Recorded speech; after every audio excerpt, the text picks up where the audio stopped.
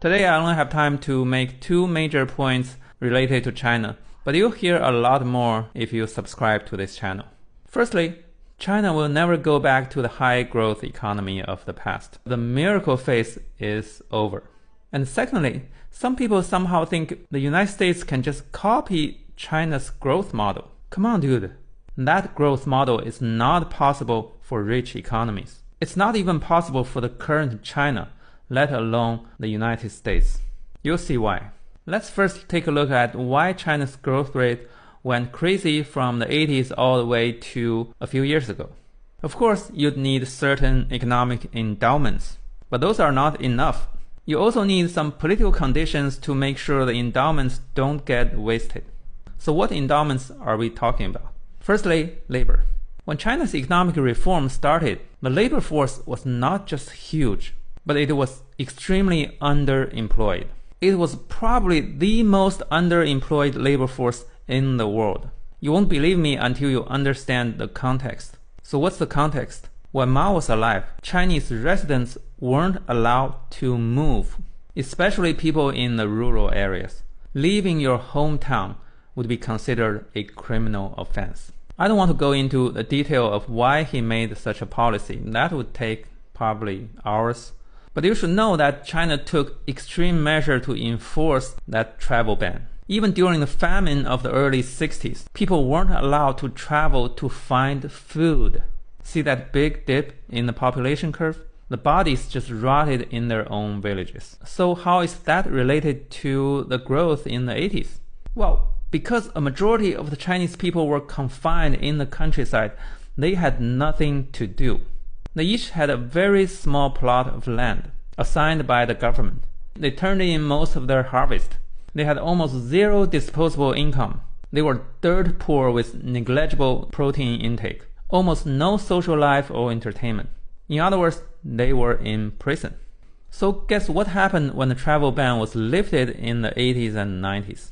Just picture releasing hundreds of millions of people from prison. Holy shit. They were happy to take whatever sweat factory jobs they could find in the cities. It was the biggest explosion of labor force in human history. The capitalists around China were thrilled. It was like raining money, except in the form of labor.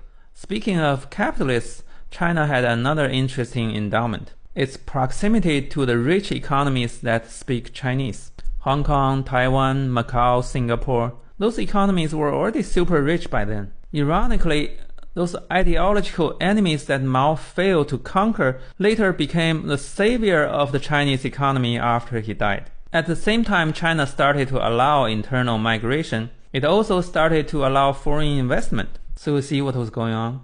The labor and capital both poured into the Chinese cities at the same time. The rich investors in Hong Kong and Taiwan couldn't wait to throw their money at the Chinese economy. It helped them become the middleman between the insatiable Western market and the newly freed Chinese workers. And of course, not long after, the Japanese, the Americans, the Europeans all went in for a bite. It took all these investors decades to digest China's huge labor surplus Mao had hidden from the world. And of course, if you know some Keynesian economics, you can imagine how the increased employment multiplied into explosive GDP growth, especially in construction and real estate. So this is the inconvenient truth about China's economic miracle. It was actually the rebound from the previous disasters. It's like a spring. If you press it super hard, of course it will bounce back like crazy. Without those inconceivable disasters like the Great Leap Famine and the Cultural Revolution, you wouldn't have a violently suppressed labor force. And you wouldn't have a net-breaking rebound that looks like a miracle. So those of you who want to copy China's economic model, better first think about if you can handle a life of hunger and imprisonment for the sake of a labor force explosion later on. I'm pretty sure you guys are too spoiled for that. Actually, not just for China. Almost every economic miracle follows roughly the same pattern.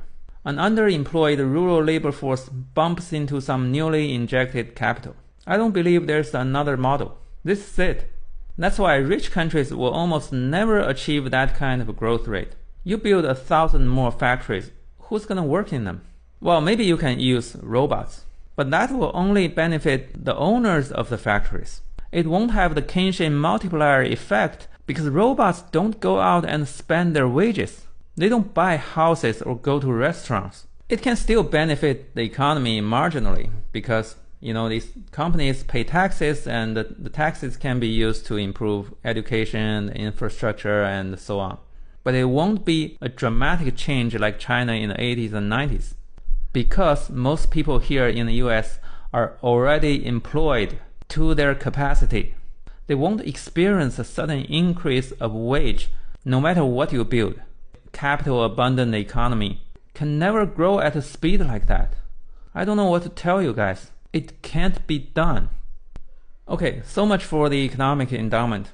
Now let's talk about the political conditions of China during that period.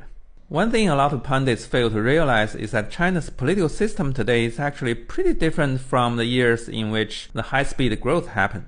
Specifically, the presidential term limit was removed, which also means the factions inside the party no longer exist. I'll explain why. Of course, China has always been a brutal one-party dictatorship. Tons of executions and stuff. But until the current guy, China had a pretty quick leadership turnover. Between Mao's death and Xi's takeover, China went through 5 general party secretaries in 36 years. That was pretty much the same turnover as the US presidents. So not too bad. Why did the one-party system allow such a quick turnover? The short answer is that after Mao died, nobody was strong enough to dominate Chinese politics. This guy Deng arguably was pretty dominant, but his only formal position was the chairman of the Central Military Commission. He didn't have the expertise or the confidence or the support to make actual economic policy. His main talent was to manipulate personnel appointments from behind the scene. And he still had to consult the other party elders from the revolution years. The guy was tough, sure, but he still had constraints. Well, he did shoot up a lot of people during the Tiananmen protest, but he was also under pressure from other party factions not to do it. He won the fight eventually and had the shooting he wanted, but it was not guaranteed. The result could have gone either way. In the 90s, before his death, he left the power to 2 of his proteges. Those 2 didn't end up becoming lifelong rulers because Deng already set up the 10-year term limit before he promoted them. Maybe they wanted to stay longer, but it would be kind of awkward to act against their late mentor. So during that period, because of the high turnover and because of the retired founding fathers who still had a say, the Communist Party was factionalized. Ask any China experts, they will give you a lot of fun anecdotes about the faction conflict in those years. So the leaders had to watch their back when making their policies. If you mess up too bad, well, it's okay to mess up a little because you're still a dictator, but if it's too bad, your rivals within the party may want to throw you under the bus. But now, the current guy is a complete different story.